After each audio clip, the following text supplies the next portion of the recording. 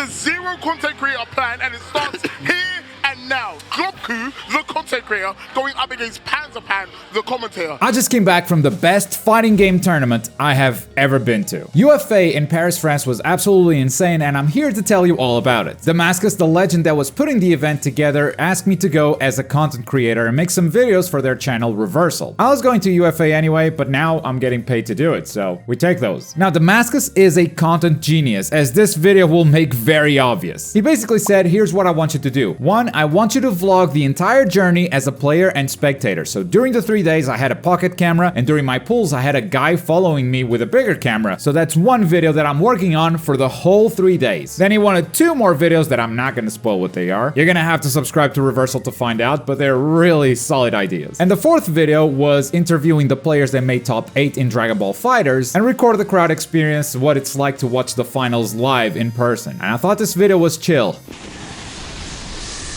So I have 4 video projects that I'm working on, and on top of that, I'm actually playing in Dragon Ball FighterZ and Guilty Gear Strive, and I want to do well. So I'm splitting my time between content creation and practicing so I don't go 0-2 in these tournaments. Now, the first day was immediately mind-blowing. The venue looked great, and that's important, but the thing about that first day is that it's all casuals. There's no tournament happening. There's a couple of streams with some exhibitions, but that's about it. The first day is for the players. We can play as much as we want against whoever we want, and the venue is open until 3 a.m. Who does that? Which business in their right mind is like, cool, we're gonna spend a bunch of money to keep this place open an extra day just so the players can enjoy themselves? And it's actually really good for the players because you get to get used to the setups that you're gonna play in tournament, because you can just play for 12 hours straight if you want to. You can also witness legendary sets that aren't live streamed, like Seihan versus Goichi here. They played for 2 hours straight, with the final score being something like 19-15, and just as important is me versus the commentator Dunk. The score wasn't important. Anyway, day 2 of UFA was the big one. I have 2 videos to shoot before my Dragon Ball FighterZ pool start. We're a little behind schedule, but we get it done just in time for my pool. And my first game is against a wanted commentator called Panzer.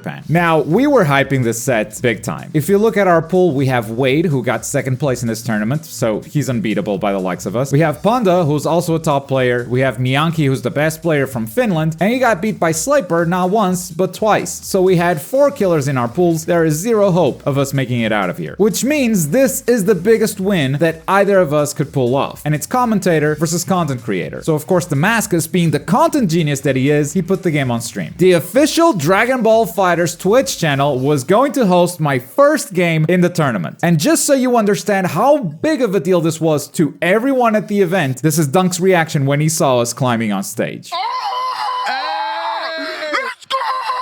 I was surprised by how calm I was. Playing on stream actually felt chill to me. I was feeling good. And then I dropped my first combo. And this is the stuff that makes me nervous. It's not playing on stream, it's messing up. Immediately after that, we have this amazing super dash that gives me nothing, and the EX kicks that drop midway through. Nothing is working. So when I get my first combo, I could actually take a character. But I'm so focused on finishing the damn thing that I just keep it simple. He's able to tag out, Janemba survives, and he sparks with Frieza. I try to EX legs that super dash, but looking at that starting animation, I think I got a 5H instead. And now I'm a character behind instead of being a character ahead. I'm not gonna sugarcoat it though, this felt pretty good. Oh, don't tell me that's ugly, but it worked. Yeah, it's not a pretty mix-up, but it's a mix-up that hits. Hey, listen, bro. It'd be like that. Alright, nice, good knockdown. But I mess up the instant air dash afterwards, and this random down heavy dodges my low attack, and the momentum is once again in his favor. 16 comes in and I say screw it. Frieza goes down. I didn't think Tien was in range here to connect with a grab, but turns out he was. And now I have to spark, and this clash happens. Great. I wasn't nervous being on stream, but when you play in a tournament and so many things don't go the way you think they're supposed to, you start to question everything, and you start to play poorly because you're constantly trying to make up for your own mistakes. Panzer YOLOs with Janemba here. We look at each other dead in the eye like, really, bro? Yeah, really, bro. And just to close this cursed set, this Dragon Rush doesn't connect because of how far he was from 16 when I hit him with a light attack. A cursed experience indeed, but it's time for game 2. Let's shake it off. We're ready for a new game. And my Goku Blue dies immediately. I get his Frieza in the corner though. He raw attacks Tien, and this is gonna hurt him a lot. Except the combo drops at the very end. I have never dropped this combo at this point. What is going on? But he hits me with a fake mix, gets punished for it. I love his face in this moment. It's really good. Tien goes down. I save some bar. I'm making the comeback happen. 16 versus Frieza was my favorite moment in the entire tournament. Check this out. We super dash, dunk that man, Call the assist late, dunk him again, vanish, down medium, 1 key blast, reset. That Frieza did not get to play. Only Janemba stands in our way now. I get a stray hit with Goku, put him on the ground for a level 3 O-Key, keep it simple, we tie up the set. Game 3 is very scrambly at the start. Panzer Pan gets the first couple of hits, with a big one ending in this Janemba level 3. So now I have to spark with Goku, and spark doesn't come out. And then I almost became a Twitter clip.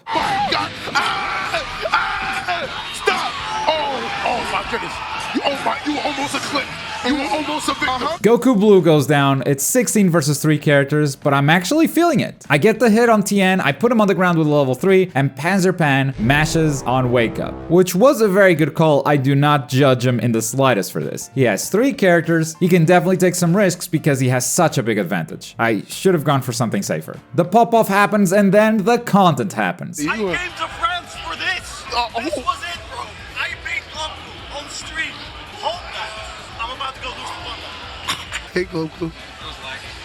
That was the most important match. It could have gone either way, and both of us knew it. The loser's run wasn't particularly interesting. I won a game and lost another. Went 1-2, which means I didn't go 0-2. Mission accomplished. Time for Strive. Now, I hadn't played Strive in about 3 months. Luckily, the day before the tournament, I played against JM Crofts, who was just as rusty as I was, so that ended up being a very good warm-up. And that helped me go 1-2 in Guilty Gear Strive as well. My one victory was an opponent that didn't show up, but we take those. Those still count. More importantly, the content has been secured. The rest of the event would be pretty chill because all that's left to make is that top 8 video.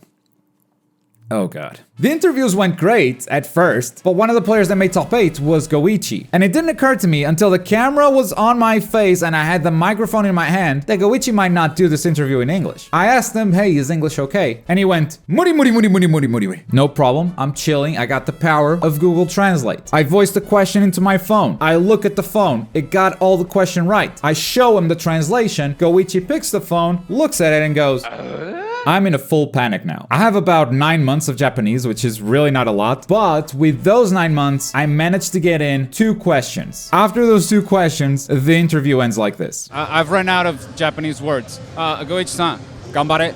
そしてありがとうございます。このインタビューはとっても悪いです。